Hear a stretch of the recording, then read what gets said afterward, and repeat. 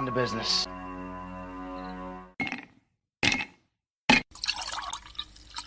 When he drinks, he thinks. That's the nectar of the gods, baby. Hello, everyone, and welcome to the final Whiskey Musings Broadcast of 2023. The absolute final. Oh, my goodness. Okay, so I've noticed, for those of you over on Rumble, I'm going to tell you, your feed is about 12 behind Facebook. 12 seconds behind me for sure. Facebook is running about 3 to 4 seconds behind me, and then you guys are running about 12 or so behind me. So there you go. You guys get to hang out, and if you happen to watch over on Facebook and then flip to Rumble, you'll catch me twice for twice as good of a reaction. Okay, that was bad. Anyway, all right, everyone. Hello and welcome to the final Whiskey Musings broadcast of 2023. Holy smokes. Have you ever sat and just wondered what in the heck is, what in the heck is going on in the world, that time seems to go so much faster when you're older? I mean, when I was a kid, summers would last what seemed like forever, and it was only, 2.5 to 3 months. And yet now, shoot, I'm talking about Christmas and Thanksgiving and everything else, and then the following year comes along, and all of a sudden I'm talking about Christmas and Thanksgiving and everything else all over again. Over and over and over. It just seems to go by faster the older that you get. And, I have a bit of a morbid thought process about that. I think the closer that you get to the grave, the faster time flies by because you don't want to go. I'm sorry, that was bad. Oh, anyway. All right. So, oh my gosh. So anyway, news actually has been a little slow up until yesterday. Yesterday was just an incredible announcement. And of course, the mainstream media screwed it, of course. Screwed the pooch, like usual. They went ahead and reported the first part of the news, but not the second part of the news. And so I, of course, am going to tell you all of the news here in just a few minutes. But first, I have the first thing I got to point out is I'm drinking Buffalo Trace for tonight's final show. I know I mentioned something about bringing on a new whiskey for tonight, but I think I'm going to hold that off for next year. That'll be the one that I pop in the next year. So on Wednesday's show, I'll probably pop the new bottle that I've got. But this is Buffalo Trace for tonight, and that's what we're going with. And it is, of course, being served up in the LuckyShotUSA.com We the People rocks glass, old-fashioned glass, whatever you want to call it. And we will go with that for tonight. And, of course, got my whiskey stones in there. I got a little bit more than usual. I quote, slipped a bit. Added a bit more to my glass than what I had originally intended on. But I can tell you this much. It's a lot better than what my daughter brought me over a year ago. I don't know if you remember. I'd have to go back and take a look. I'd have to go back and take a look at the episode. But she brought me a glass that was filled up all the way. So I remember that. God, I love that girl. I love that girl. She's just great. All right. So, good stuff. Is anybody doing anything for New Year's Eve? I talked to Mrs. Whiskey about it, and we're not really sure if we're really going to do anything. We might go out to dinner. We're kind of old fuddy-duddies. I mean, part of the reason why we don't is because our neighborhood is is by our quote-unquote neighborhood is essentially surrounded by rural areas, and so we get a lot of fireworks and stuff going off, and so the horses don't really care for it too much. So I kind of hang out just for fun, hang out at the place when the fireworks and stuff go off.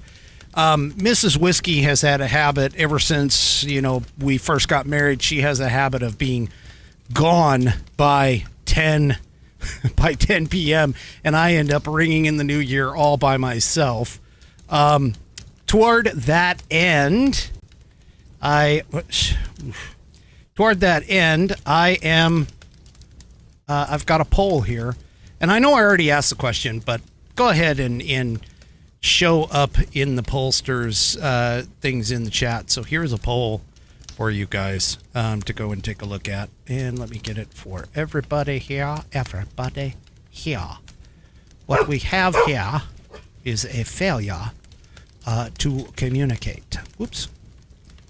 And whatever reason, it's definitely a failure there. Hang on, I gotta let the dog out of the studio. He's looking at me weird. Hold on. There you go. Obviously, Mrs. Whiskey came home.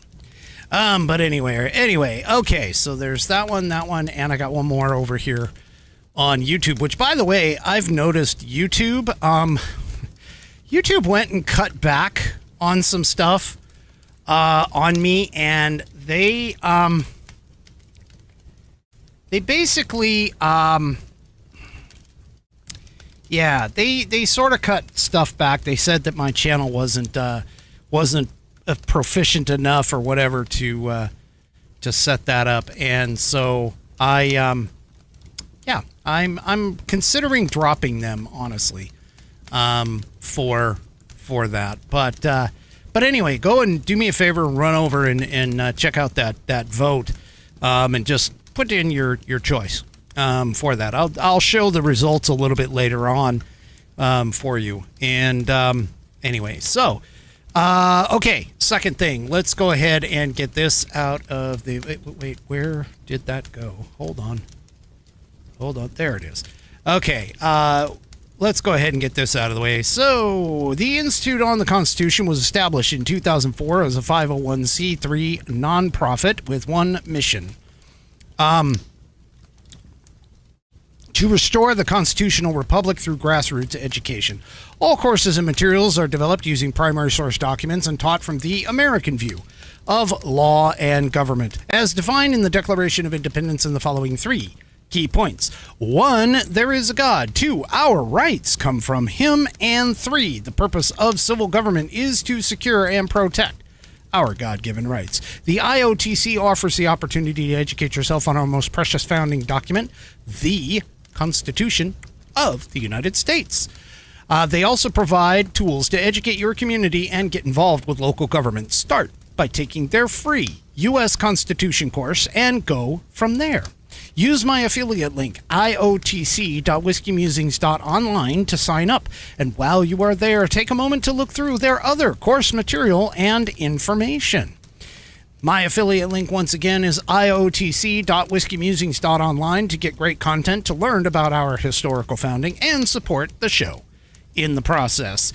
That's iotc.whiskeymusings.online. Or if you just want to purchase this fabulous Saddleback leather-bound U.S. Constitution, go to constitution.whiskeymusings.online. Check this thing out. It has about 1/8 of an inch of Saddleback leather. The inside pages are tear and water resistant. And check out that binding. It goes all the way through the leather on the outside. They have a 100-year warranty against materials and defects in workmanship. Material defects and defects in workmanship. They have a 100-year warranty on it, and you can send it back to the manufacturer. They will either fix it or replace it for free during that 100 years. That is awesome, because you have to go and if you're going to give it to a leftist who wants to destroy the Constitution, they'll have a hard time doing it. Anyway, go ahead and Go to constitution.whiskeymusings.online. Pick your copy up today. I gave some out. I gave them out into Christmas stockings this year, and they were very well received by the folks that I gave them to. So, in fact, Mrs. Whiskey got one, and she was like, oh my gosh, I've been waiting for this. I've been wondering when you're going to get me one. So she went ahead and stuck it in her purse, carries it around with her. Go to constitution.whiskeymusings.online and get yours today and support the show in the process. And while you are there, check out the rest of the information that the IOTC operates on. The IOTC, of course, is the Institute on the Constitution. And, of course, I always appreciate them allowing me to be an affiliate. And, of course, I love their products. So go ahead and do that today. All right. So let's get started. Two things happened, and ironically, they kind of happened on the same day, which I thought was sort of odd, at least in terms of the way that they were presented by the news media. The first was the fact that Colorado, of course, I don't think they ever actually took Trump off the ballot because they knew that he was going to appeal and present to the Supreme Court. Well, the Colorado GOP went ahead and did that. They put in their writ of certiorari to the Supreme Court. They submitted it. And we will have to see whether or not they, the Colorado Supreme Court picks, or not the Colorado Supreme Court, but the SCOTUS picks that up, which I'm hoping that they will when they come back from their break. And I think a lot of people are hoping that they will. I think there's a very good chance that they're going to, because there already is, whether you know it or not, there already is a 14th Amendment case that has been granted and is on the docket. And I've got a little bit of something on that here in just a moment. However, that being said, Maine, not to be topped by Colorado, went ahead and I shouldn't say Maine. I should say Maine's Secretary of State went ahead and did this. So it was announced yesterday that Maine, the Secretary of State, went ahead and just wrote an order disqualifying Trump from the primary ballot. Now, the actual order, if you read through it, it's like 32, 33 pages, okay? She went ahead and laid out everything that she believed to be true, which, of course, again, just like with the Colorado case, there hasn't been a trial. There hasn't been, Trump hasn't been accused of insurrection. And no evidence has been presented or anything else to quote unquote prove within a court of law that he actually participated in or any other avenue, connection, whatever, with insurrection. But unfortunately, she went ahead and wrote the order.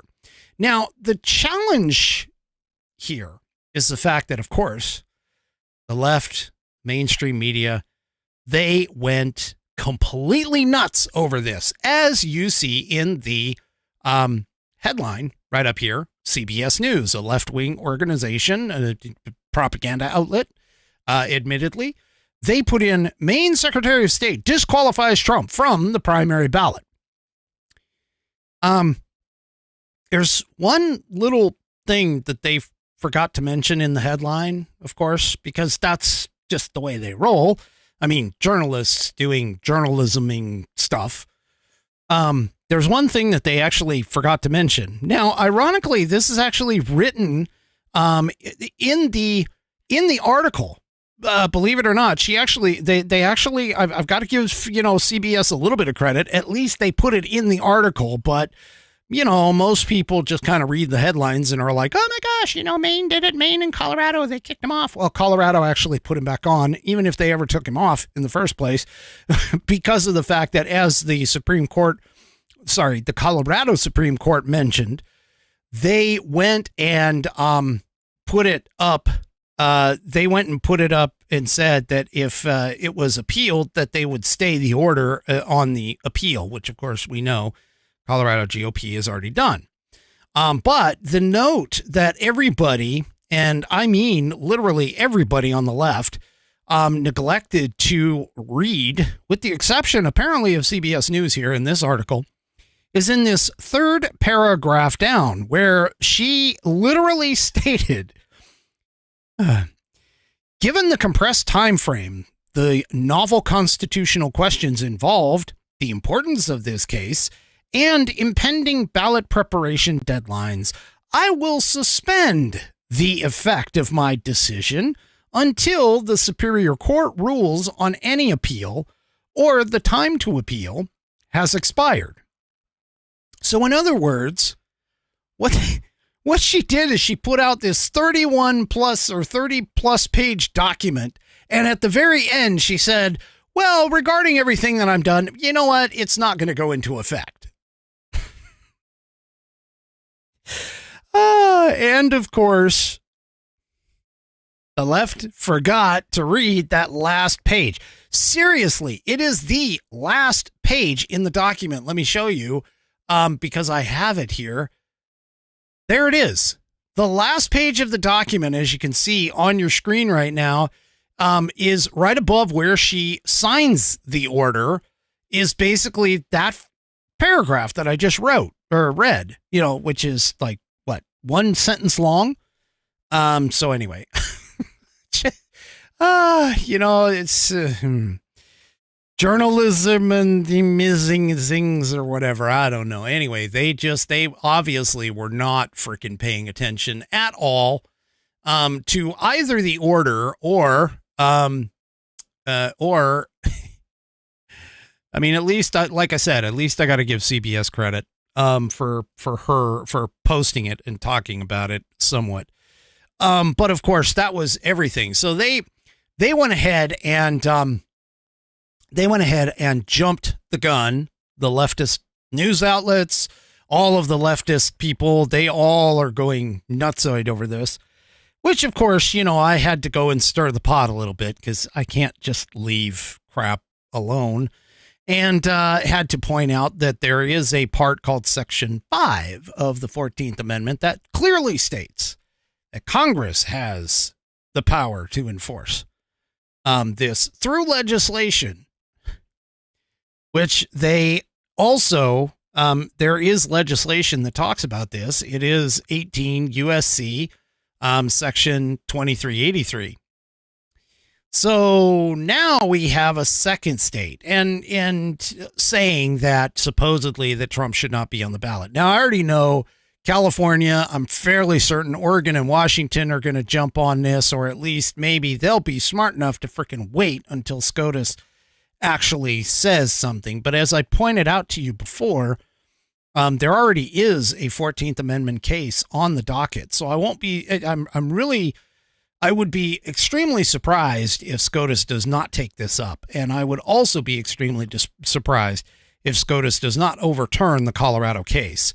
They may actually even put the one that's already on the docket and this one and tie them together because they essentially are the exact same thing. And I will explain that in just a few minutes. Here after I let you know who is this ridiculous Secretary of State, Shenna Bellows. I don't even know how it's pronounced. It's Shenna. I'm assuming that's Shenna. But anyway, who is she? Well, Daily Caller went ahead and wrote a piece with regards to who this person is. And she apparently, first of all, here's the first thing that's kind of questionable here is the fact that she was appointed by the state legislature. I'm not exactly sure in the state of Maine whether or not they vote, to put this person in or not. But she apparently is, she's a long time, according to this piece, left-wing activist. And, of course, a Democrat politician. Can't really tell you how, those two are kind of one and the same. But anyway, So she became the Maine Secretary of State in January of 2021 after she was elected by the legislature following 2 terms. So she was in the Maine Senate from 2016 to 2020. And this, of course, is from her official bio. Her second term began in January of 2023 and goes for 2 years. So they still have an additional year on her term up in Maine. From 2005 to 2013, Bellows was the executive director of Maine's branch of the American Civil Liberties Union. We all know how left-wing that is.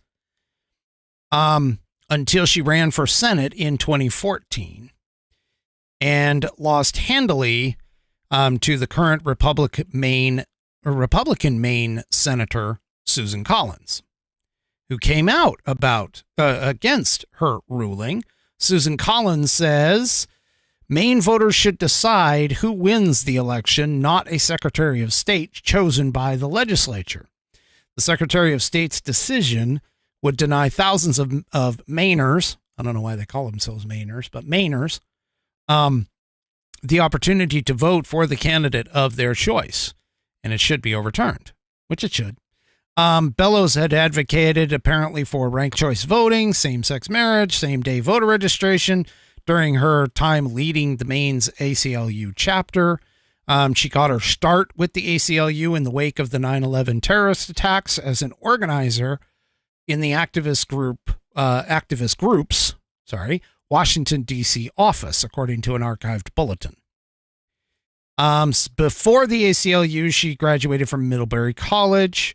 She lives with her husband in Manchester, Maine. And apparently, Donald Trump, just to kind of give you a little bit more, she also is, Middlebury is renowned as one of the most progressive liberal arts colleges in the Northeast and has been the subject of multiple political controversies regarding free speech on campus in recent years. So she has a incredible, lengthy history of being on the left side.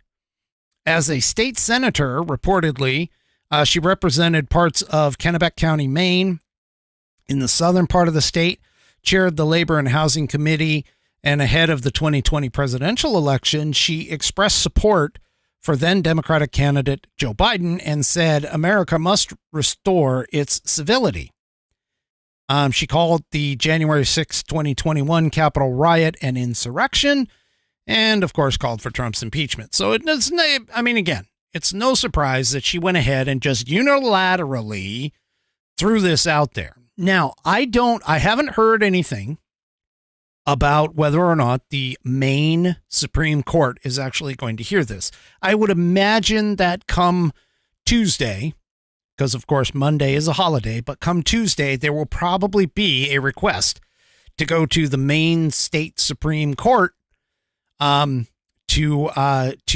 fight this by the Maine GOP in terms of it. But yeah, apparently she also pointed out that the fundamental right of this is on X, where on her account on X, the fundamental right of any American citizen to vote freely, fairly, and to have their vote counted is the premise of our democracy. The Constitution and the Bill of Rights are not values to be compromised away. And this is, yeah, she's right in that. I mean, the Constitution and the Bill of Rights, definitely, if they were to actually follow it, considering like the right to due process. Anyway. So there's no surprise at all that this woman decided. In fact, I want to get a really good picture of her because she's got the same crazy eyes. I don't know. I don't see any picture in here, but I don't know if anybody saw any photos of her. But she has, have you ever noticed like Democrats and especially the leftists, they get this look on their face. If you look at people like Adam Schiff and AOC and this woman, and I'm trying to think, there's so many of them. They got these, these wide eyes. I want to try and get close to the camera here. There's wide eyes. These extremely wide eyes here. Let me get this. They get this wide-eyed look. They always look like this. really wide-eyed. Yeah. They have this look, and they scare. I mean, that's kind of, they scare the crap out of me for that. And I just, oh my gosh. That too. Also, I don't know if anybody noticed, but have you ever noticed that there's a lot of like liberal women that all seem to have the same hairstyle? Not blaming. Okay, not saying that it. Conservative women don't also follow certain hairstyles, but they all seem to have a very similar hairstyle when you look at all of them, and especially the ones that are like total left lunatics. All of those women seem to want to color their hair in colors of the rainbow, like blue and purple and all of this. But anyway, I digress. I just get a kick out of it because when you start looking at the whole, like, when you line them up and you look at them, there's a lot of similarities in the way that they look with it. But anyway, she's nuts. And I spent a few hours on X attempting to educate folks on the fact that, first of all, we need a clear definition of what the term insurrection actually is, because there's so many that essentially are not really there's just no like clear legal definition for the term insurrection. And so there's a lot of theories and opinions, and people are like, oh, it was an insurrection, it wasn't an insurrection. I mean, I've admitted it that there are parts of it that were essentially a riot. Now why it was caused, there's some evidence now that shows that the Capitol Police actually fired on the crowd, through tear gas and all that crap into it. But anyway, again, all of this is going to come down to whether or not, number one, whether or not there was an actual insurrection, in which case we need a clear definition of what insurrection actually is. Now, I honestly do not think the Supreme Court is going to even go down that path. I have a feeling that if the Supreme Court takes it up, they are essentially going to err on the side of caution and either take the tact that the 14th Amendment does not apply to the presidency because it doesn't have it in the text, or potentially they'll take the tact like I did, which is essentially that Section 5 says that the Congress has to weigh in on this first, and they'll punt it over to Congress to decide. And if that's the case, then, there won't be any worry because Congress is inept anyway, and they won't be making any kind of things to move forward on that. They're too focused, at least the House especially is focused so much on Biden. And apparently, hey, I just saw this today.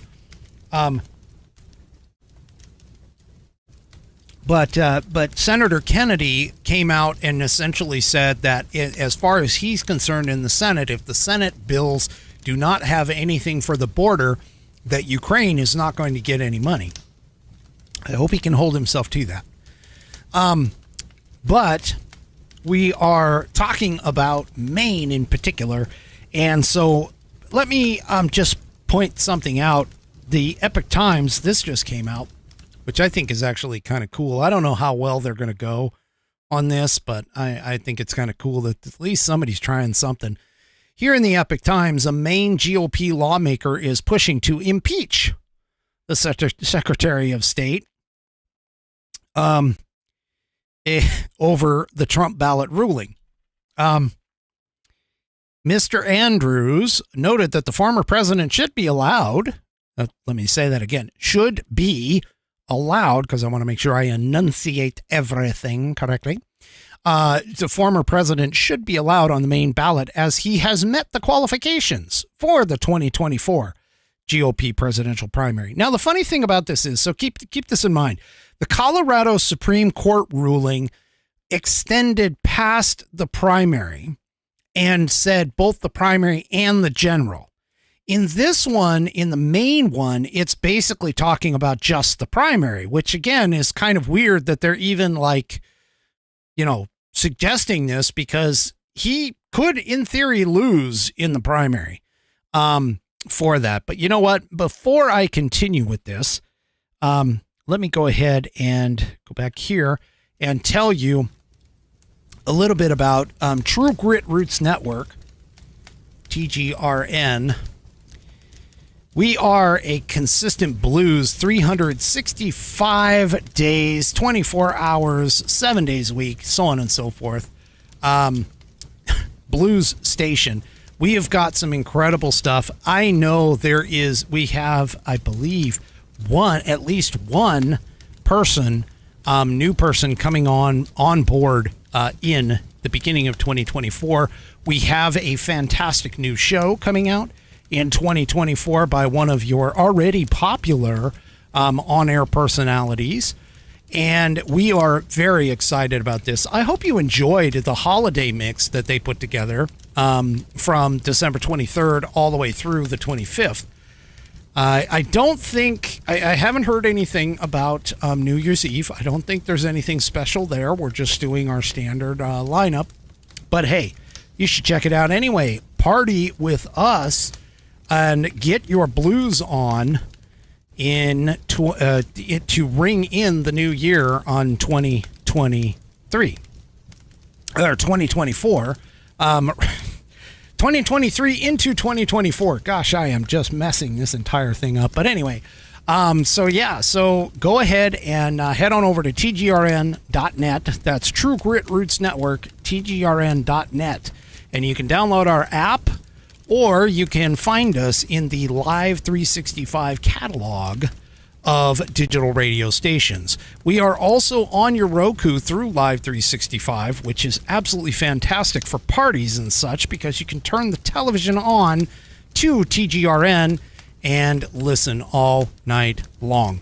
And enjoy your party all the way up to midnight. And then, of course, at 12:01, ring in the new year with us on TGRN. Go to tgrn.net, TGRN, True Grit Roots Network, based out of Austin, Texas. And, of course, I need to let everybody know that I am a part owner in that organization. So we would appreciate you taking the time to listen to us. And I know because she just mentioned it, Becky gives us a big thumbs up with great to listen to. So there's an advocate from Australia for TGRN. So go ahead and check them out today. All right, let's go back to our main GOP lawmaker. So apparently, Representative John Andrews said on December 28th that he has filed a request for a joint order with the Maine Revisor's Office to impeach Ms. Bellows. Now, on it, he said, "I wish to impeach Secretary Bellows on the grounds that she is barring an American citizen, the 45th President of the United States, who is convicted of no crime or impeachment, their right to appear on the Maine Republican primary ballot," he said in a statement. He also noted that the former president should be allowed on the ballot because he met the qualifications for Maine's 2024 GOP presidential primary back in March. He said on Facebook, "This is hyperpartisanship on full display. A Secretary of State appointed by legislative Democrats bans President Trump from the 2024 ballot so that she can jockey for position in the 2026 Democrat primary for governor." Wow, that's a big charge. That's a big charge. He's basically saying that in 2026, she wants to run for governor. I don't know about that. That's governor of the state of Maine. Well, that'll be interesting. During an interview with Fox News on the 29th, which was yesterday, Mr. Andrews said that Ms. Bellows has unilaterally disenfranchised 300,060 Maine voters with this partisan move. He praised Representative Jared Golden, who is also from Maine, for speaking out against Ms. Bellows' decision, despite not liking President Trump. So Jared Golden, for those of you that don't know, he stepped out and said, I don't agree with this decision. Trump should be on the ballot, which, anybody who is halfway intelligent, realizes that this is all a political stunt. Every single thing that's going on right now, for the most part, is a political stunt. Even some of the lawsuits that are going on, they're all political stunts. The charges are all political stunts. And so, this is just adding to that, that long list of things that are political stunts. It just is. And so, this is going to keep going, folks. The thing about the Democrats, and this happens often, but the thing about the Democrats is they never think about what's next. All they do is they think about what's in the here and now. What kind of benefits do I get in the here and now? They never think or to ask the question, okay, then what? So, I wish that they would get a little bit more intelligent on this stuff, but apparently they want to go ahead and do this and just bar somebody for something that they supposedly did, have never been proven to have done. And it's not like we even have, something, say, like the Civil War, which was pretty damn obvious in terms of what's going on, in terms of what happened back then, in terms of the quote unquote insurrection, rebellion, or whatever else you wanted to tie up with the Civil War. We don't have that here. It's not very clear. It's not clear at all, other than the fact that, hey, you know what? People have been pointing this out too. The FBI actually did an investigation, and they essentially said, now, not saying that I really trust the FBI, folks.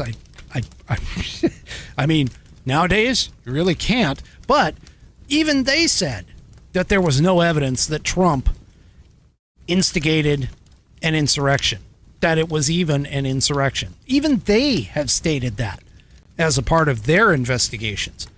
We also have the fact that he already went up against, or was impeached for, his actions on January 6th, which the Senate basically said, yeah, we're done. We're not going to remove him for that. That's bullcrap. So they acquitted him of the January 6th actions and so on and so forth. And the other thing that the Democrats just can't seem to get over, like Midwest Gunner points out, on 1/6, Trump told supporters to go home in peace.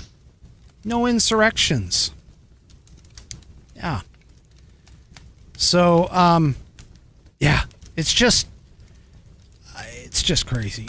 It's just crazy as to why these people are doing this. Well, I've got to give some balls now. I'm going to give them a little credit. Little balls credit. Okay. Little balls credit to the GOP. Because this article, I was actually kind of surprised at that. Now, I don't think it's going to go anywhere. I really don't. But this article that came out is kind of interesting.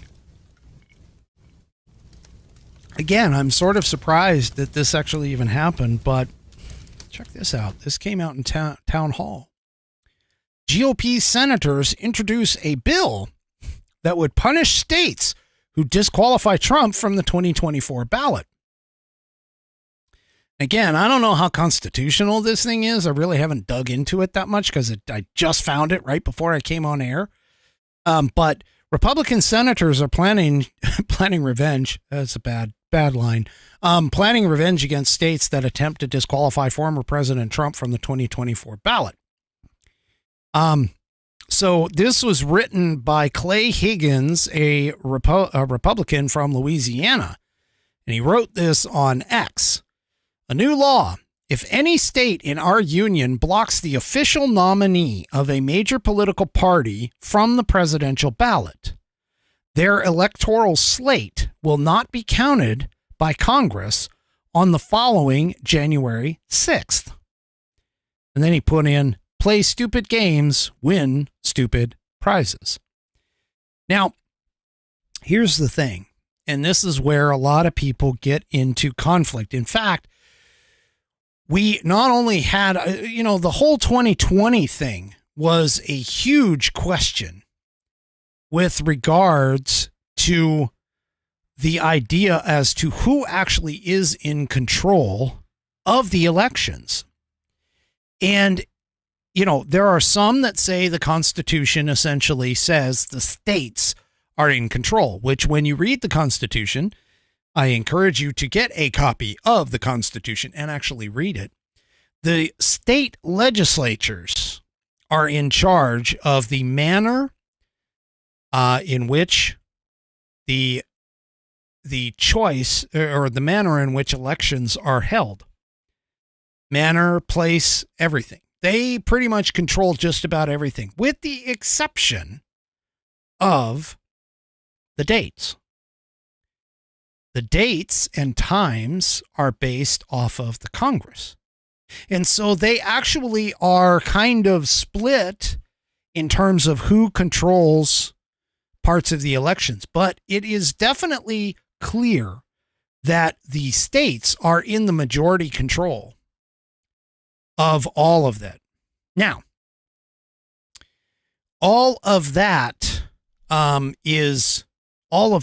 of wraps up around the idea as to whether or not Congress can actually just decide and choose that the electorate or that the electors are not going to be counted. Because again, if you recall, this goes back to the idea that whether or not Mike Pence could unilaterally turn away a state's slate of electors. So this is getting into some serious constitutional boundaries right now. And so this is part of the reason why I named this episode is 2024, the year of the SCOTUS. Because of all of these things that are starting to come out with regards to our elections, starting with 2020, and as we've gone on with it. And speaking of SCOTUS, there is a case that is already up on the docket for SCOTUS with regards to the 14th Amendment. Now, not many people are actually paying attention to the state of New Mexico, because let's be honest, it really doesn't have a lot of memorable qualities from the perspective of a nationwide set. But there's a guy who formed a group called Cowboys for Trump. And he used to actually be a state legislator. He was a state official, an elected state official in some capacity. And his state actually barred him and removed him from office because of the 14th Amendment. Now, I saw this case in the state side, okay? The state legislature, or the state, it was tried in court. The judge removed him. Then it went to the state Supreme Court, the New Mexico Supreme Court. And the New Mexico Supreme Court refused to review the case because on a technicality.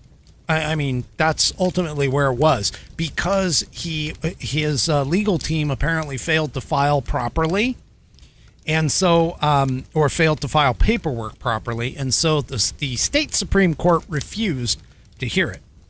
Now, he tried it again, and the state Supreme Court refused the second request. And so now it's going to the SCOTUS. And I thought, okay, it's going to the SCOTUS. I sort of just kind of left it at that. I was like, okay, it's going to the SCOTUS. We'll see. Somebody will say something. Well, it turns out nobody said anything about it because it's flown under the radar for these people. So again, just keep it in mind, his name's Couy Griffin. Couy is how it's spelled. Couy Griffin is the case. And right here, thanks to a discussion that I had on Twitter with, and I'm not going to name his name because I ended up muting him. He got to the point where he was so stuck on one thing that he just annoyed me to the point where I just didn't have any more time. But here, docket number 23-279 in the Supreme Court of the United States is the case. Couy Griffin versus New Mexico and Marco White et al. Now, the funny thing about this particular case, actually, it's not even funny.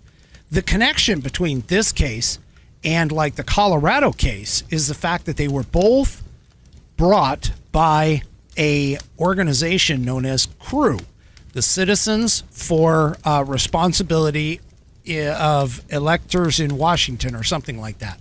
And CREW was actually a Soros-funded group that did the Colorado. Even though, all of the lefties keep talking about Colorado, and they keep talking about, Colorado was brought by Republicans. Yeah, but it was paid for by Soros groups. So don't sit here and tell me anything about the Republicans. The Republicans, they might be Republicans, but they're not Republicans. They're Republicans in name only, more than likely.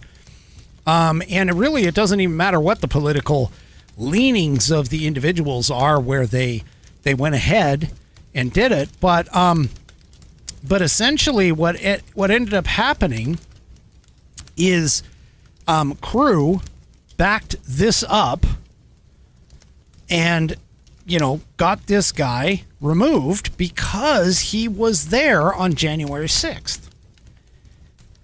I don't know the full details of the case itself. All I can tell you is that it is now in the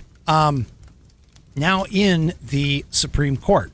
And what this individual on X kept saying is that, and I made the mistake. I basically said, oh yeah, well, if SCOTUS turned it down, it's probably because it was a state office. It didn't have anything to do with federal elections, so on and so forth. Not knowing and realizing and just trusting the guy on his claim that SCOTUS did turn it down, because he basically asked me the question about whether or not, SCOTUS, why would SCOTUS turn it down, and if it was a slam dunk case.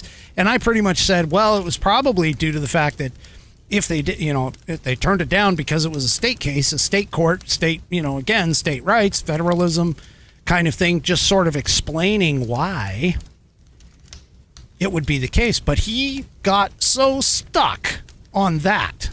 And he kept saying, well, you quoted SCOTUS. Where is the quote? I said, no, I didn't quote SCOTUS. I simply gave you what I answered your question. I didn't quote SCOTUS, because whenever I quote somebody, I always put the quote, and I try to make sure that I attribute the quote properly. Anyone who follows me on X understands that. But the point here is not so much of that, because again, that was just a lunatic leftist idiot that kept trying to say that, there's no way that SCOTUS is going to side or whatever, and also questioned me. He also questioned me on my interpretation of the fifth, section 5 of the 14th, which I did quote correctly. I did quote verbatim. But anyway, sorry if it seems like I'm a little chapped on that. I'm starting to get a little tired of all these leftist idiots who don't bother to read. But anyway, after I looked it up and checked it out, I ran across this. And so this is coming. Now, the one thing, and of course, again, he kept saying over and over that this was, not being taken up, which is bullcrap, because it's right here. It's on the docket.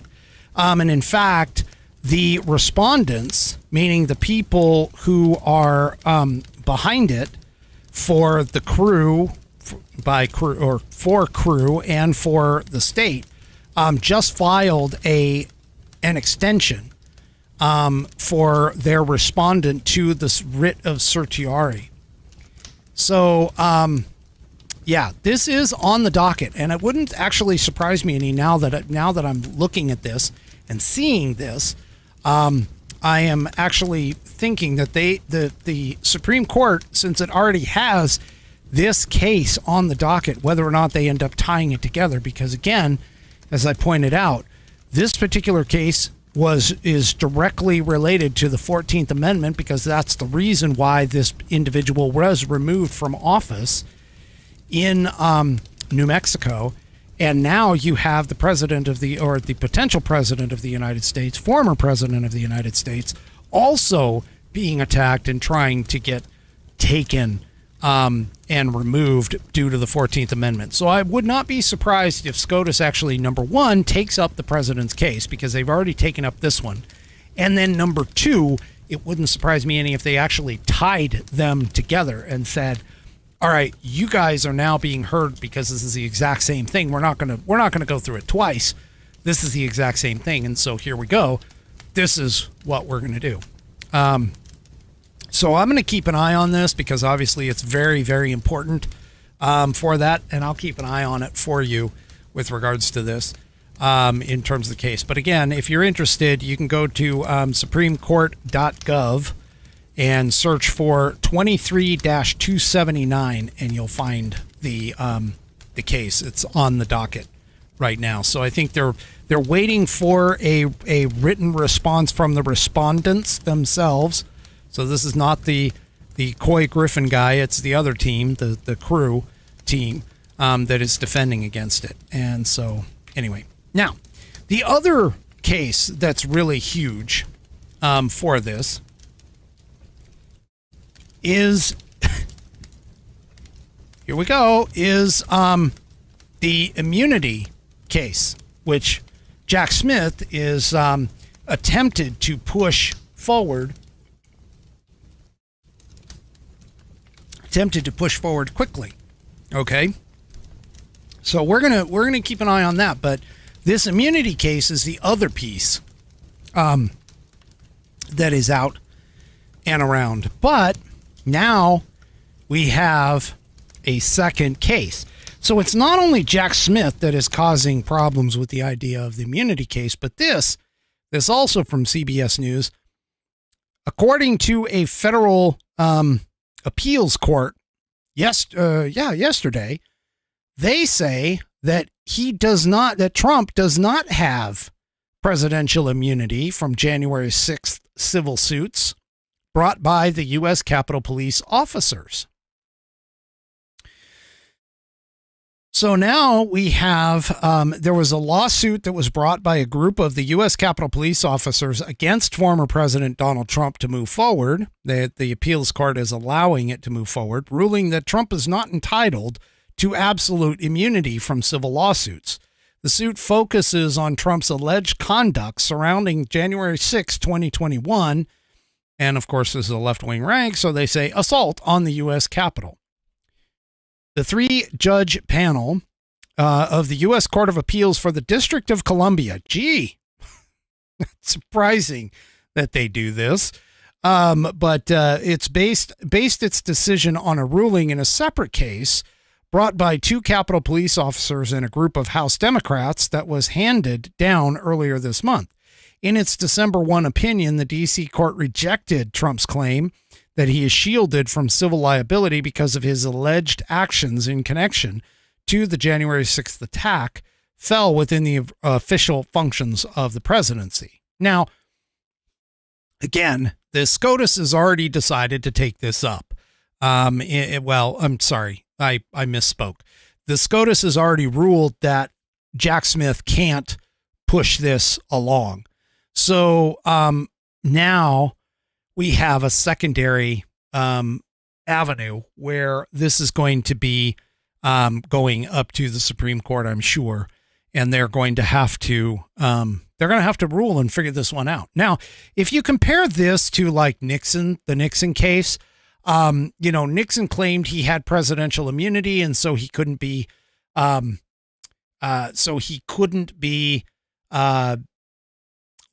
sued for anything that he did while he was in office, in particular the whole Watergate thing. And that actually kind of got thrown out. So I can sort of see where this is, but now I can sort of see where this already has sort of legal precedent on that. But the thing about it is that I think a lot of people need to understand or try and, again, legally, how do we figure out when the president is on duty and when he's off? Because technically, I mean, anything can happen at any time. So realistically, the reason why Camp David exists is so the president can get away from the White House for a while and, go off to a secluded location, yet still be secured in case the shit hits the fan. So this one is another one that's going to be interesting to see SCOTUS try and break this down, because in particular to Trump, while his speech may not have been directly related to his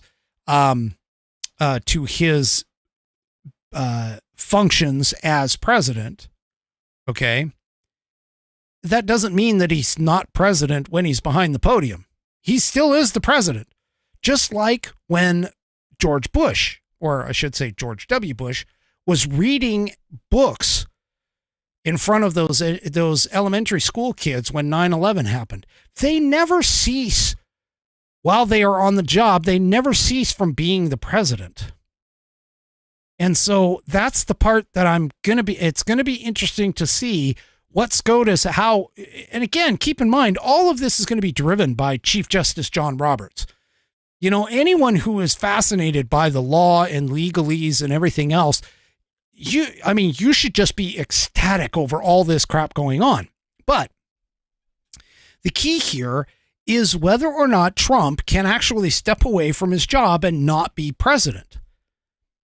Regardless of what he is actually doing, whether or not it serves the presidency or not, I think the question that it has to be answered is whether or not Trump can actually remove the presidential hat at the same time that he's standing up on a podium giving a speech when he is trying to, campaign again. I think it's going to be very difficult to unwind the idea that a person who is president is not 100% all the time on the job. That's the whole point of being president. Why do you think he lives in the White House? Why do you think he has his meals served to him all the time? Now, whether or not he has immunity from prosecution for something that may have happened, or that may have happened during one of his other stops or whatever. I don't see how you can unencumber the president from the fact that he is the president. I don't see how they're going to legally kind of work that out. And of course, John Roberts is probably just freaking out because John Roberts has a very common issue. He constantly tries to put in narrow rulings. He hates wide coverage, broad-based rulings. That's part of the reason why he and Clarence Thomas don't get along, because Clarence Thomas likes to say, you know what, here's the decision and this is how it goes, and this applies across the board. But yeah, I just don't see how they're going to necessarily say that, when the president goes and sits on the pot for 15 or 20 minutes, when Donald Trump was tweeting from the toilet, that was no longer a president. He was no longer the president. But hey, if a bomb goes off, and he has to get pulled from the crapper to be the president, then now he's back on. It's come on. He's always on the frickin' clock, folks. That's the point. That's part of the job.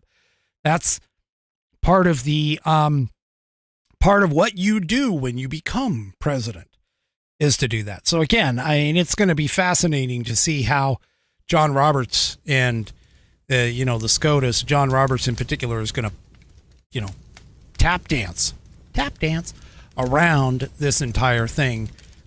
With the idea of immunity and everything else. Yeah. Mark says, I don't think it works that way. Over on Facebook. You know what? I don't think it does. I don't think it does either. I don't think that he, clocks in and clocks out like the rest of us. It just doesn't happen. Because again, if that were the case, why do we even need Air Force One? I mean, why can't he fly commercial? He can be, oh, I'm no longer the president. I'm going to go jump on an airplane and fly to my next destination. That actually even brings up a better idea. If he is no longer the president, while he is campaigning, then the entire time that like Obama and even Trump, when they're flying around on Air Force One,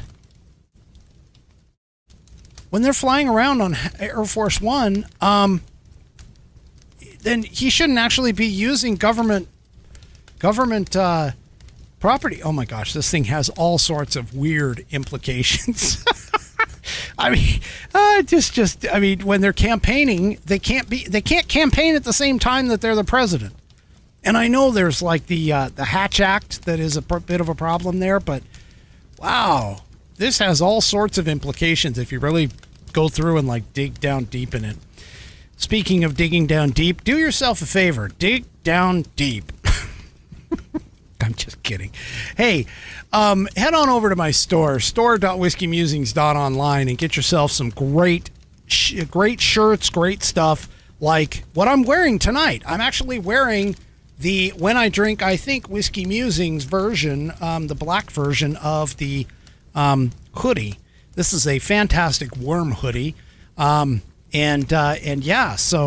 head on over to store.whiskeymusings.online.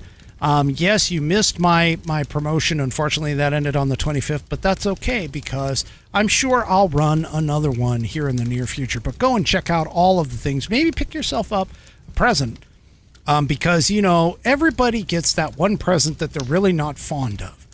And so they got to run out and grab a shirt. You can get, and Daybreak over on Rumble says, I have that in the long sleeve shirt. Yes, thank you.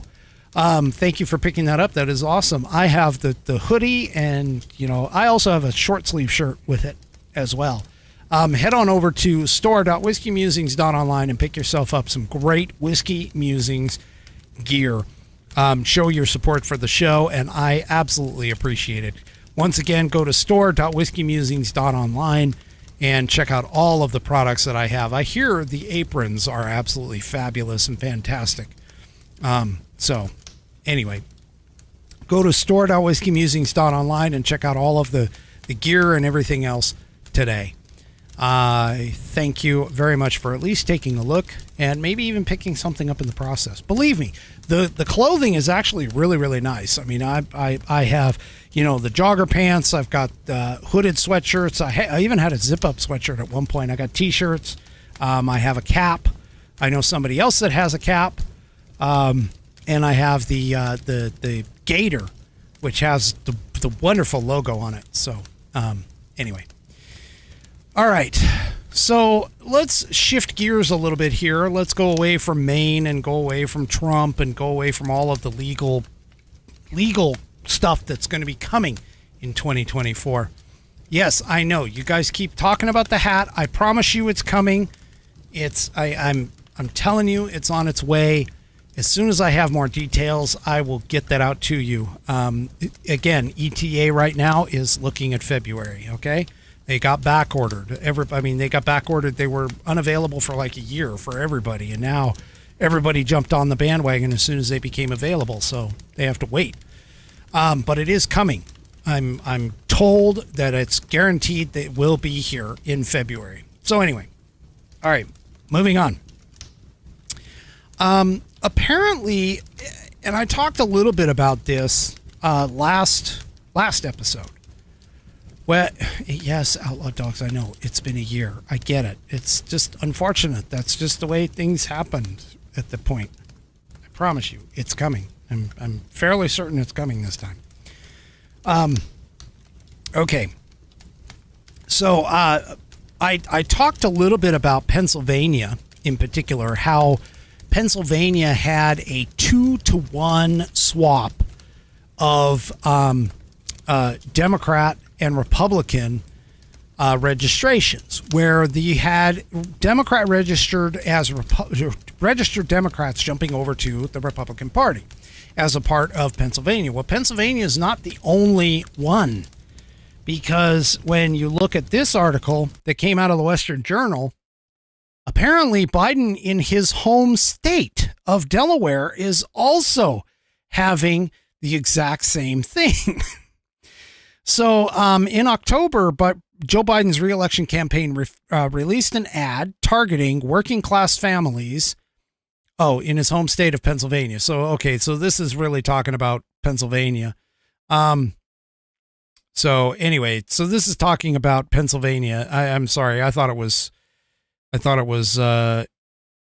something else. But anyway, the State Department data first reported by Newsweek, over 35,000 Pennsylvania voters who registered as Democrats changed their registration to the Republican Party this year.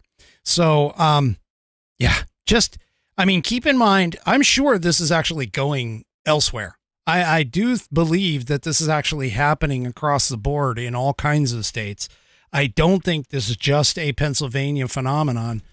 I think it is, across the board. And this is part of why the Democrats are panicking so much and why they keep pushing to get Trump, out of potential candidacy. They want to get rid of him because they're scared of him.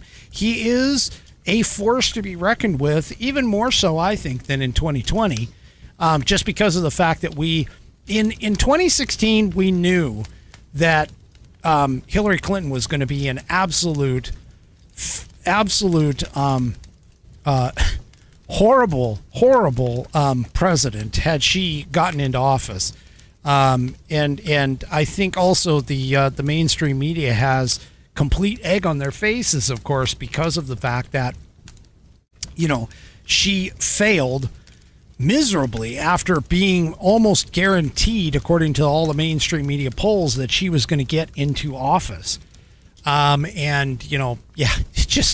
It's just horrible. I mean, it was just fantastic. I'm sorry. It was horrible that she was even running, but it was absolutely fantastic to see all of the polls being as wrong as they were. And that's actually kind of the start of where we believed that the polls were no longer valuable and reliable because of that fact. Well, we're starting to see that same kind of shift, unfortunately for Trump's side, but it's actually holding true a lot more. You see all of these polls coming out where people are shifting and going over to Trump. And so we'll have to actually see if they hold true. I think they will. And in fact, there's a bunch of like Ron DeSantis people that are starting to see the writing on the wall, and they're starting to commiserate on, social media outlets talking about how, Ron DeSantis is just a much better person than Trump. Ron DeSantis is just so much better than Trump, but yet nobody wants to vote for him and stuff. And they're just missing the point. If Ron had kept his trap shut, and I'm telling you this, I said it early, I said it often, if Ron had just kept his trap shut, stayed in Florida, he would have been a shoo-in for 2028. But he went ahead and decided to listen to somebody who was not as wise and throw his hat in the ring way too early. And so now I think I'll be honest with you, I don't think he's made anybody he's made any friends in this entire situation. So, I mean, he could have waited for 2028 and been just a complete shoo-in if he would have just finished out in Florida and kept doing great things for Florida and showed through his actions to be able to do it. I just think that again, I think somebody got the ear of him, probably somebody like, Paul Ryan, Jeb Bush, or whoever those rhino people have for their campaign advisors or whatever. They got a hold of Ron and they started pumping him up and telling him he was the greatest thing since sliced bread and he could take on Trump. The thing about Trump that people need to understand, he garners 30% of the vote, folks. He just does. He just garners 30% of the vote, regardless of realistically pretty much just about anything that he does. That's just the way Trump supporters are, like full-on Trump supporters, you know. And so to sit there and all he has to do is like build from 30% up, you know, is pretty much all he has to do. So anyway, well, it doesn't actually help Biden at all when you have wonderful statistics because, you know, Joe Biden is such a wonderful president. He's doing such great things for the country that he has things like this. Oh my gosh, 232,000 migrants apprehended in December along the border. You know, that border is just absolutely wonderful. We're just letting in all sorts of people. We hit a month high in the I'm kidding with you. It's a record-shattering 232,000 migrants were apprehended in December. Our border is not existent, non-existent. And the sad thing about this, or the scary thing, I should say, is the fact that when you look, it's all, for the most part, it's all young men, and for the most part, it's other countries other than just Mexico that are coming here. In fact, I saw an article, this particular piece is in Breitbart, but I also saw an article where, or a video, I think, where this guy went and talked to a bunch of migrants or immigrants, illegal aliens, let's put the proper term on it, who came and crossed the border, and they are all Chinese. Now, explain to me this. If you believe that immigration is not a problem and that the border is secure, how is it that we have people from countries that are across the freaking ocean? I mean, we're not talking about the Atlantic, which is shorter widthwise. We're talking about the Pacific Ocean, the widest ocean in the world. And all of these people are coming across. And they're coming across and coming through our southern border for fun. And you're telling me that that's not a problem, that Joe Biden has it locked down, that everything's good. You know, Mayorkas is doing just a fabulous job. You can kiss my behind, liberal leftists. That is not the case here. We are being, in all intents and purposes, invaded through our borders. And it's because our POTUS is not doing his freaking job. Okay? He just isn't. And that's the truth about the entire situation. Well, as long as he keeps getting that kind of press, I think we're not going to have a bit of a problem when it comes to 2024. And hey, speaking of which, talking about a debacle of Biden's, I don't know if anybody caught this, but this kind of, I mean, I'm in the tech industry, so, you know, this sort of made me interested. But apparently, remember that Chinese spy balloon? We were talking about Chinese coming across the border. Remember that Chinese spy balloon that, you know, Biden refused to shoot down when they caught it over the Aleutian Islands? And it went and it floated all along, you know, our nuclear facilities and everything else. Well, this is going to make you feel real comfortable. This is coming from NBC News. U.S. intelligence officials determined that the Chinese spy balloon actually used a U.S. internet service provider to communicate. So this balloon, I thought that they said that all communications were blocked, that they were, you know, jamming everything to that balloon. Yeah, apparently not. It was able to connect to a commercially available U.S. network to communicate. And they said that it was primarily for navigation. No, primarily. Keep that in mind. That's the word that they use, primarily for navigation. Who knows how much data actually got transmitted across this? Let's see if I'm just going to scan this article really quick and see. So,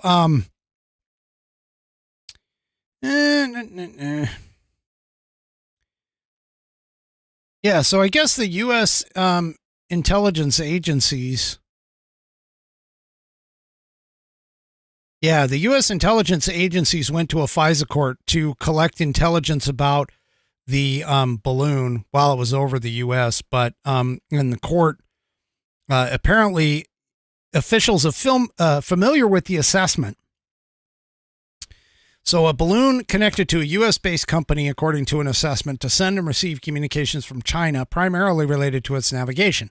Officials familiar with the assessment said it found that the connection allowed the balloon to send burst transmissions or high bandwidth collections of data over short periods of time. Oh my gosh. The Biden administration sought a highly secretive court order from the FISA courts.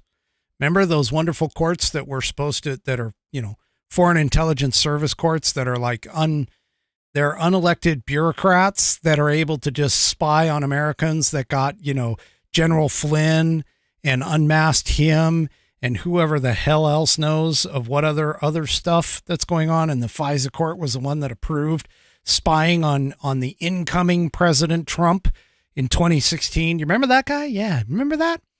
Anyway, so apparently, they got a secretive court order from the FISA court to collect intelligence about while it was over the U.S., according to multiple current and former U.S. officials.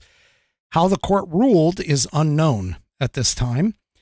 Such a court order would have allowed U.S. intelligence agencies to conduct electronic surveillance on the balloon as it flew over the U.S. and as it sent and received messages to and from China, including communications sent via the American Internet Service Provider. The company, whatever company that was, denied that the balloon had used its network, and a determination that it said was based on its own investigation and discussions it had with the U.S. officials. And NBC News is not naming the provider to protect the identity of its sources. Oh my gosh. And of course, the Chinese, say again, it said it was a weather balloon that actually drifted into American airspace, but yet did like figure eights over the top of a freaking nuclear installation. Yeah. Okay. Sure. We believe you. Anyway, so now the Chinese are apparently using our own infrastructure against us. Yeah. Wonderful stuff. All right, let me just look through my last couple.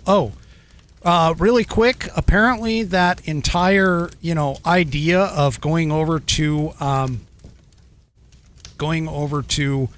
electric vehicles. Yeah, it's not happening. I mean, I've reported already on a couple of times that the electronic vehicle or the EV industry is dying and has been dying.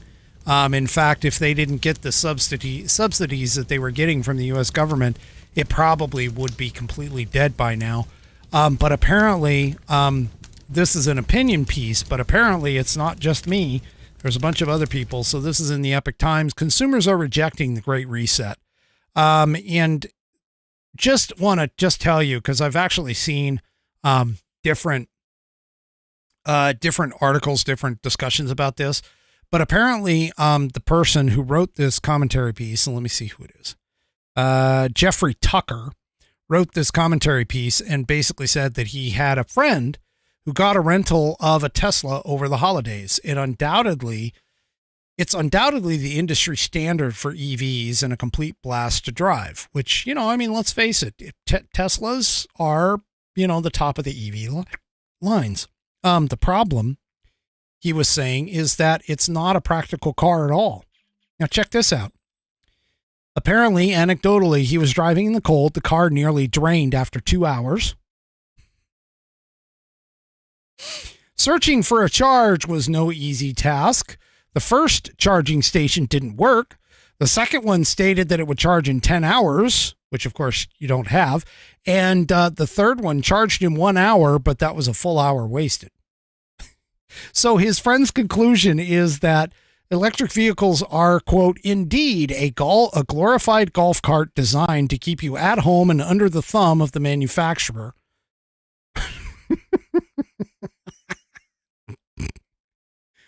Oh my gosh. Anyway, yeah, these things, I mean, these electric vehicles, I'm telling you, they are just not. And according to the piece here, it seems like the peak that the craze has peaked already. Growth in gas cars is now higher, far higher than electrics, flipping a trend from 12 months ago. Finally, consumers are figuring it out. It's a great second car if you can run around town to do it. Provided that you're driving, close in town and you have a hookup at home and you can charge it overnight. Provided, of course, and I'm going to throw this in there. This isn't in the piece, but provided, of course, you're not like California where you actually have brownouts during the night and they tell you to unplug your electric vehicles and don't use your AC at night and unplug it because of the drain on the power grid. Yeah. I'm sorry, but electric vehicles, they're just not practical. They're not practical right now. And then, of course, there's the whole thing of what do you do with the batteries once they're dead? I can see, again, I own a Prius. I can see a hybrid being a better way to go than just a pure electric vehicle. So maybe we should keep investing in hybrids, which will save gas, save fuel, save petroleum products, because I get like 45 miles to the gallon in that thing. But at least you have the ability to have both the advantage of the electric as well as the gas engine. But anyway, all right. I got to get to tonight's question of the week. I've been holding it off for forever due to a couple of different reasons. I won't even go into it, but I definitely have to get to it tonight. So as soon as I can figure out where the hell I put my cheat sheet. Yeah, there we go. All right, let's get on to questions for Whiskey. All right, no, this is not the question, but I got to answer this. Sorry, but it's not periwinkle blue or baby blue, okay? There you go. All right. Anyway, let's get to the question for Whiskey. This was submitted a long time ago by our good old friend Buddy Weiser over on Rumble. And here's what Buddy writes. And this, believe me, this is going to be a complicated one. I'm going to tell you that right now. But greetings. I hope this message finds you well. That is always wonderful. Buddy always makes sure to say that he hopes that the message finds me well. It's fantastic. Now, please explain the relationship between and ties to Hamas to the Muslim Brotherhood, the Muslim Brotherhood to the Congressional Black Caucus in the U.S. House of Representatives. And then he asks, are state representatives currently members or followers of the Muslim Brotherhood? Thanks for your response, Buddy Weiser. All right. I'm going to be honest with you. This thing I really had to research, and even with my research, I didn't come up with a whole bunch of conclusive proof and evidence. But let's go ahead and let's just start with the first piece, which is essentially what is the Muslim Brotherhood and does it have ties to Hamas? So here's the thing. The Muslim Brotherhood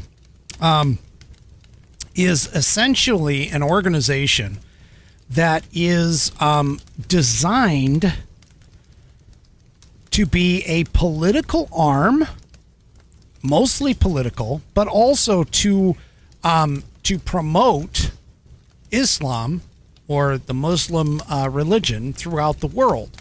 Now, it's an international organization, so it's not just like one country that is this way.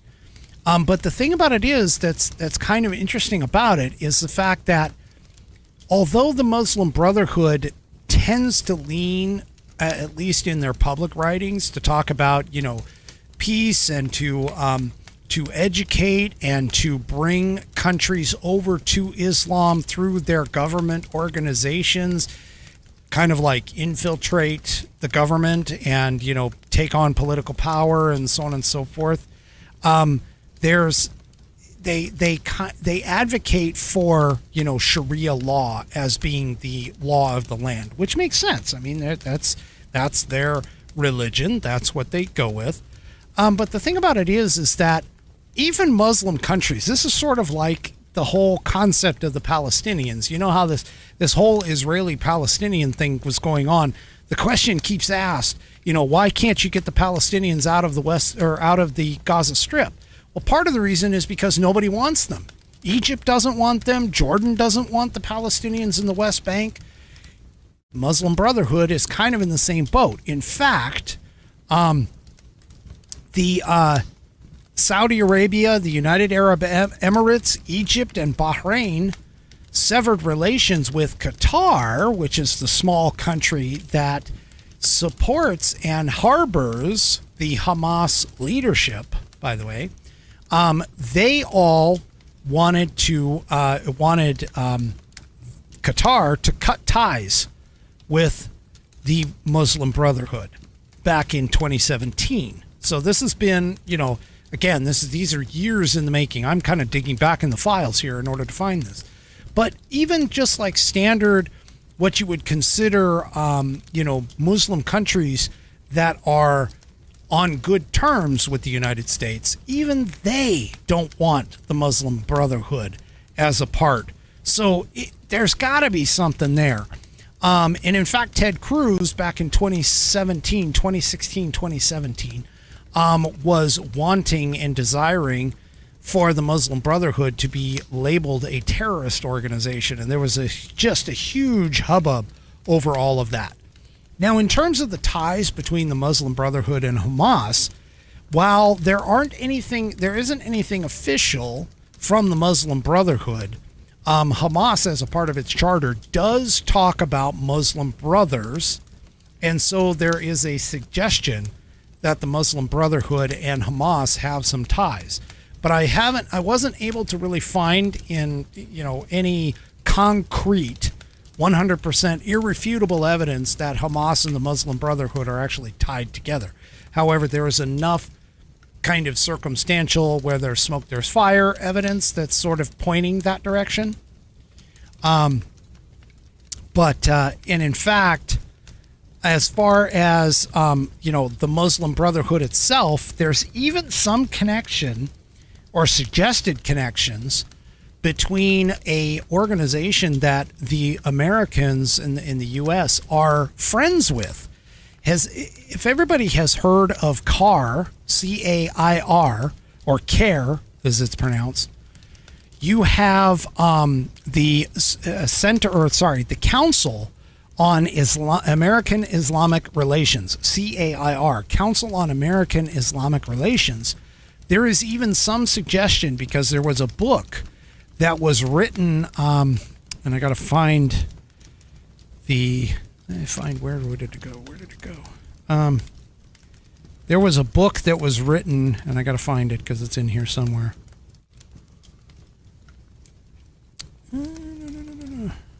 Yeah, there was a book written, I can't remember, but there was a book written back in 2016, 2017, or written before that was used as a part of like Ted Cruz's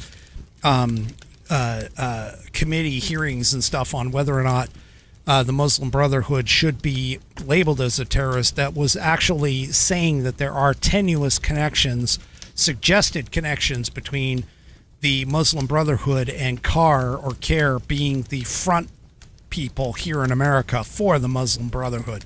So there are some interesting connections that are out there, but there's nothing really concrete in terms of whether or not they're all connected. But it really wouldn't surprise me any if they are, to be honest with you, because they all seem to have the same type of focus and goals. Okay, now, as far as connection to the Congressional Black Caucus, Louis Farrakhan is one that is apparently part of, or has been in the past, part of the Muslim Brotherhood, and has some connections there. And so the Congressional Black Caucus members being connected to Farrakhan, there was also some suggestions to the Congressional Black Caucus that they cut ties with Louis Farrakhan. Now, for those of you that don't know who Louis Farrakhan was or is, he is the reported pastor of Barack Obama. So Barack Obama followed his teachings, went to his church, so on and so forth. And he's been tied with things like the Muslim Brotherhood and so on. So I say pastor, I'm not exactly sure what they call him. But anyway, he was the Muslim, holy person that Barack Obama followed. Now, are there any state representatives currently members or followers of the Muslim Brotherhood? That question I can't fully answer because there's only 4 House of Representatives members who are Muslim. But in history, okay, only 3 are currently serving now. And as far as I can tell, there's really not much of a connection to them. But again, there's tenuous connections elsewhere. So there is a good possibility that they could be. But of the 4 that have served, that have been Muslim, you have Keith Ellison, you have Andre Carson, Ilhan Omar, of course, and Rashida Tlaib. Now, Ilhan Omar and Rashida Tlaib and Andre Carson are still serving to this day out of Minnesota, Michigan, and Indiana. So, again, there really isn't like a clear-cut direction. And the reason being, of course, is because the Muslim Brotherhood has ties around the world. It's an international organization and several splintered factions. And so each faction seems to have like its own variation on the central core theme. So it's really difficult to actually tie individuals directly to any one particular piece or organization for that.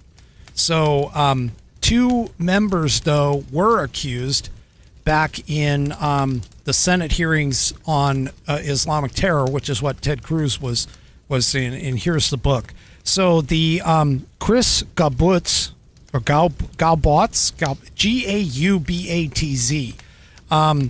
he chronicled in his book Muslim Mafia the connections or the potential connections between the Muslim Brotherhood and CAIR.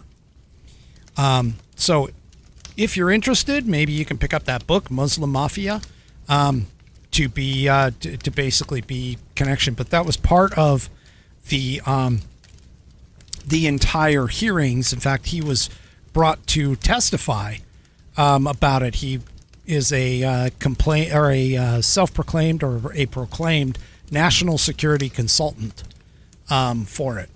So anyway, the point being is, there are some connections. They're tenuous at best, at least publicly available information. So it's potentially likely that there is at least some sort of connection to all of that. Hopefully that answered your question. So anyway. All right. For the final thing, Outlaw Dogs submitted late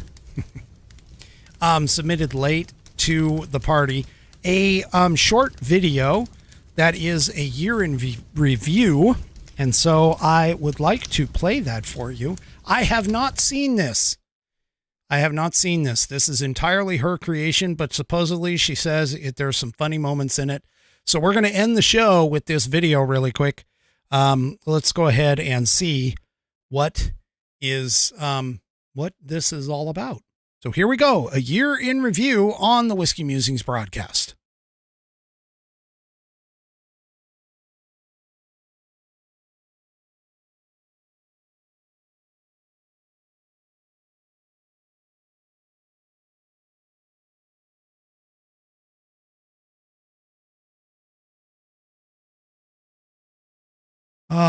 Okay, so we'll go to my backup. Hold on. We'll go to my backup here. So let's kill that and we'll go from there. And here we go.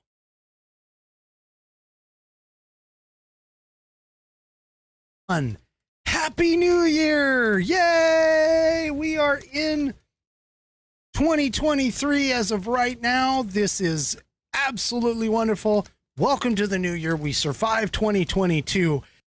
Hello, everyone, and welcome to the number one liquid-fueled, liquid lubricated show on the interwebs.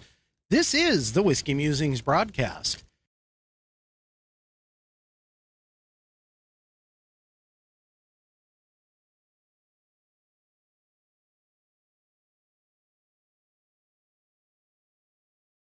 That on the hat.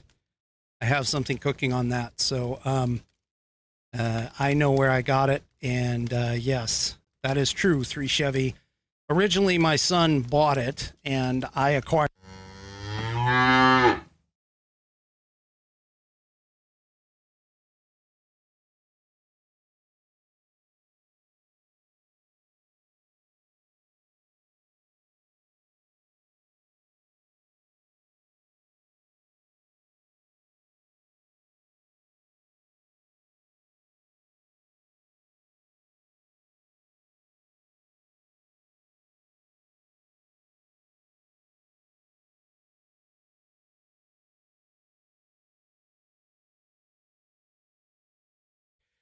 B. Crespin is over there.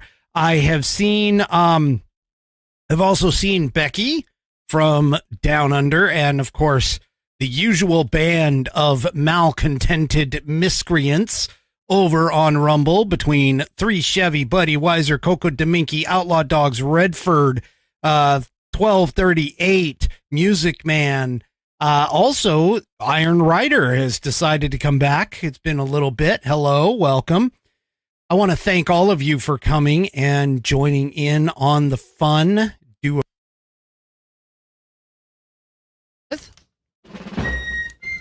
On this day in American history.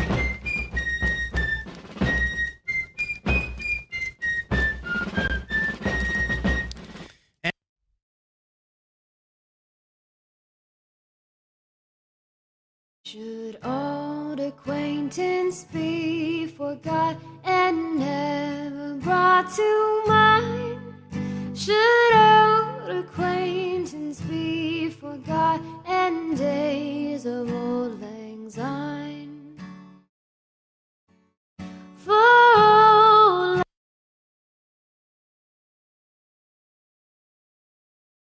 Well, thank you very much, Outlaw, for putting that together. Wow, that was a big year.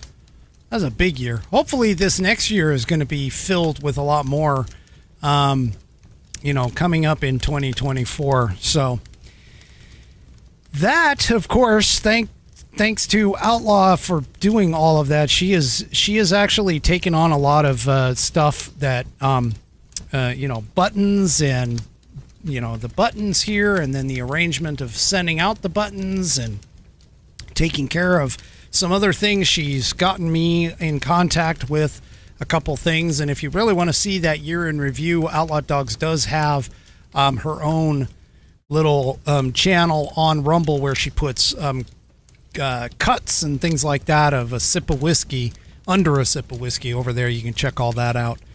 And she's been the unofficial executive producer of the show. Everybody, please make sure if you do go out. Oh, wait, before I do that, hold on. I got to make sure I'm on the right page here.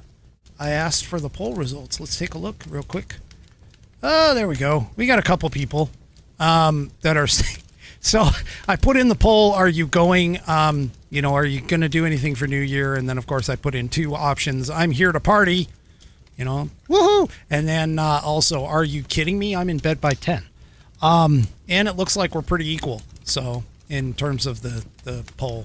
So anyway, I am going to tell you right now, please, I want to see you guys in 2024. So if you are going out and having a get together or whatever, please make sure, do not drink and drive. Have a designated driver. Make sure you come back, because I want to make sure that I don't hear about a Whiskey Warrior P1 who has been severely injured or passed due to a lack of judgment. So please be safe. If you're going to parties and stuff, pay attention to what's going on too, because I'm hearing some rumblings, especially in the New Year's Eve party over in New York City, I know the threat level is higher because of things. So I want to see you guys. I want to see you guys all next year on Wednesday. Wednesday night, 5 p.m. Pacific, 8 p.m. Eastern time, right here on the Whiskey Musings broadcast. We'll see you guys all next year. Good night, everybody. The Whiskey Musings broadcast is produced by Active Eye Media, LLC. All rights reserved.